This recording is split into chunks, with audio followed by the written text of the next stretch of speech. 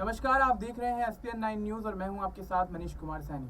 सूबे के सियासी तपिश के केंद्र कैसरगंज को लेकर मंथन राजधानी से लेकर दिल्ली तक चल रहा है। प्रत्याशी तय करने में पार्टियां नफा नुकसान पर इतना गंभीर हैं कि नाम तय करने में पसीना छूट रहा है। अंतिम दौर में पहुंचे नामांकन में प्रत्याशी तय करना मजबूरी सा हो गया है। भाजपा ही नहीं, तीनों दलों में घमासान मचा है कि आखिर कमान किसके हाथ में दी जाए जिससे राजनीतिक इज्जत बची रहे। इसी दांव में भाजपा ने नई राह निकाली है। इसमें किसी दिग्गज को या फिर महिला नेतृत्व के हाथ में क्षेत्र की कमान दी जा सकती है। बुधवार को पूरे दिन सियासी पारा इसी के आसपास उठता गिरता रहा।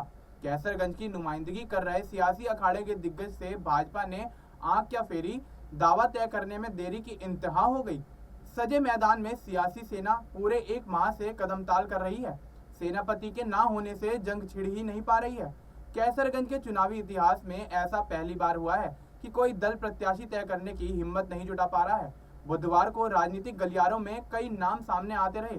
यह अलग बात रही कि किसी नाम पर मुहर नहीं लग सकी। दिल्ली की बैठक का जिक्र जोरों पर रहा है कि अब कर्नाटक की घटना के बाद नारी नेतृत्व के हाथ में कैसरगंज की चाबी दी जाए।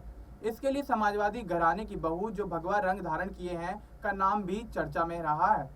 वहीं स्थानीय सियासी घरानों का भी नाम सुर्खियों में आया है। देर शाम तक सिर्फ नामों की चर्चा रही है। इसी बीच प्रदेश सरकार के एक डिप्टी सीएम का नाम भी तैरता रहा। समय कम होने से सभी को जल्दी फैसले की उम्मीद है। अब एक ही बात की चर्चा है कि आखिर किसके हाथ में फूल महकेगा। बात सपा की करें तो 4 संभावितों ने नामांकन पत्र तो लिया है, लेकिन अभी दाखिल करने की हरी झंडी नहीं मिली है। सपा भी भाजपा के दांव का अंतिम समय तक इंतजार करने के मूड में दिख रही है। वहीं बसपा भी किसी का इंतजार कर रही है, वह भी शुक्रवार के पहले पूरा हो जाएगा। अब यहाँ देखना होगा कि इस इंतजार में बेकार कौन होता है। इसी पर पूरे समीकरण का दारोमदार टिका है। ऐसा भी हो सकता है कि बेकरारी बगावत तक पहुंच जाए। कैसरगंज सीट से मौजूदा भाजपा प्रत्याशी ब्रजभूषण शरण सिंह पर गाज गिर सकती है। उनकी जगह उनके छोटे बेटे को टिकट देने की चर्चाएं हैं या फिर किसी महिला को भी मैदान में उतारा जा सकता है। कैसरगंज में प्रत्याशी तय करने के चले जा रहे दांवपेच में फर्जीवाड़ा भी हो रहा है। बुधवार दोपहर अचानक भाजपा के राष्ट्रीय महासचिव की ओर से कैसरगंज सीट के प्रत्याशी तय करने का फर्जी पत्र जारी हो गया। इससे लोग दंग रह गए कि राजनीतिक जोड़ घटाव में शुरू हो गया है। चंद समय बाद ही फर्जी सूची में शामिल शख्स लाइव आया और सूची को सारे सिरे से खारिज कर दिया। FIR की चेतावनी के साथ ही नाम बदनाम करने की साजिश करार दिया। यह पत्र क्यों जारी हुआ, इसे लेकर भी कयास लगाए जा रहे हैं। कहा तो यह भी जा रहा है कि यह भी बड़ा खेल था।